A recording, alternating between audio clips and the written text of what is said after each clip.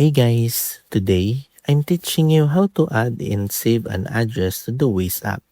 If you have a location you frequently visit, saving it can make it much easier to find and navigate to later. First, open the Waze app on your phone and tap the search icon. Enter the address or name of the place you want to save. Then select the correct location from the search results. Once the location details appear, tap the three dots or options button. Next, select Save Place.